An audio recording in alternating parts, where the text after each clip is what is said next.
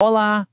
Hoje a gente vai destrinchar um guia de relacionamentos bem famoso que promete nada mais, nada menos que 93 habilidades para conquistar um homem.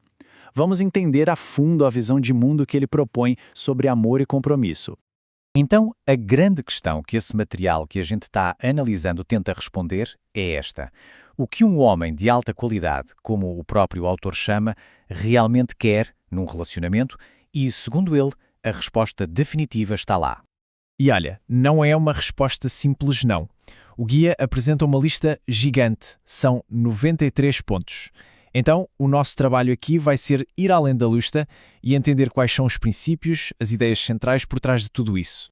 Bom, para começar, a gente precisa entender a base de tudo, a premissa fundamental do livro. A ideia é a seguinte: para entender um homem, é preciso primeiro sacar quais são as necessidades emocionais mais profundas dele. E segundo o autor, essas necessidades são bem diferentes das de uma mulher.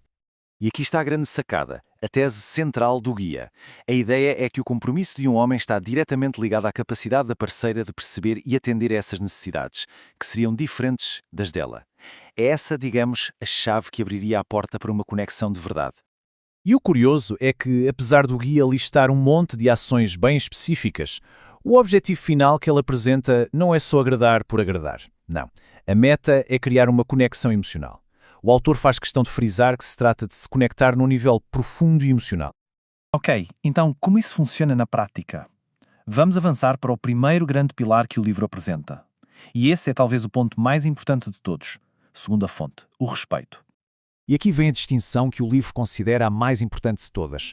A tese é que, para um homem, a necessidade de se sentir respeitado e admirado vem antes da capacidade de receber amor. O texto é bem direto nisso. Ele diz que um homem só consegue valorizar o amor de uma mulher depois que essa necessidade de respeito for atendida. Certo, mas o que significa esse respeito na prática? Bom, o guia aponta para algumas atitudes bem claras. Coisas como dar espaço para ele, valorizar o esforço e o trabalho dele e até a ideia de deixá-lo liderar. Mas o ponto principal mesmo, o mais essencial, é apoiar o propósito de vida dele. Porque, segundo o guia, a autoestima masculina estaria totalmente amarrada a esse propósito. E essa frase aqui, olha, ela resume perfeitamente a filosofia do livro sobre reciprocidade. A lógica é simples. Ao fazer com que ele se sinta valorizado e respeitado, a contrapartida seria um tratamento igualmente elevado. Beleza. Saindo um pouco da teoria, como é que esses princípios todos se traduzem na comunicação do dia a dia? O guia dedica um bom espaço para dar umas regras bem práticas sobre o que fazer e o que não fazer na hora de conversar. Então dá uma olhada nessa tabela de faça e não faça. O ponto central aqui é clareza e respeito. Do lado do que fazer, a ênfase é em ser direta e honesta. A justificativa do livro, aqui eu cito, homens não gostam de jogos de adivinhação. Simples assim.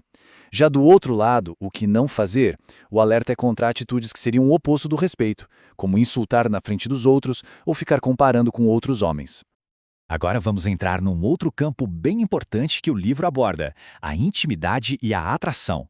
Como manter essa chama acesa, segundo a perspectiva do autor?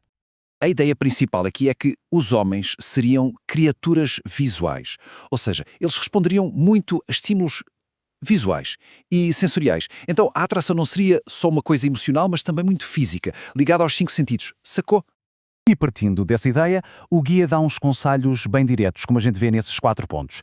Ele fala sobre o apelo visual, sobre se vestir bem, porque, segundo o texto, os homens adoram mulheres que se vestem bem. Fala também da atração pelo cheiro, usando aromas que seriam extremamente atraentes, e até sobre a iniciativa física, que seria algo que, de acordo com o livro, muitos homens secretamente querem.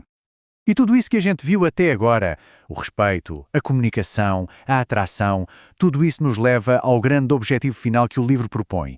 Uma estratégia que amarra todas essas pontas. E o objetivo número 1, a meta final de tudo isso, é essa aqui: tornar-se insubstituível. A fonte é bem clara nisso, afirmando que um bom homem quer que sua mulher seja insubstituível e indispensável para ele. Ou seja, tudo o que foi dito antes é, na verdade, um caminho para chegar nesse ponto.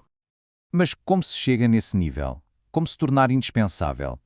O guia sugere algumas estratégias. Por exemplo, fazer parte dos objetivos e sucessos dele, entender o círculo social e as influências que ele tem, A ideia central é se tornar uma peça tão fundamental na vida dele que, nas palavras do livro, ele vai ter que sentir como se uma vida sem você simplesmente não faz sentido. E para fechar o raciocínio do livro, a conclusão geral é essa. Entender e atender a essas necessidades profundas, que o autor aponta como sendo especificamente masculinas, não são só gestos de carinho. Seriam, na verdade, a verdadeira chave para destravar o compromisso e o coração de um homem. Bom, a gente passou pelos principais argumentos dessa fonte, né? Desde a ideia do respeito como necessidade primária até a estratégia para se tornar uma parceira insubstituível. A questão que fica no ar para a gente pensar é: será que isso é um guia prático e atemporal para o coração masculino? Ou será que é mais uma relíquia, um retrato de ideias de uma outra época?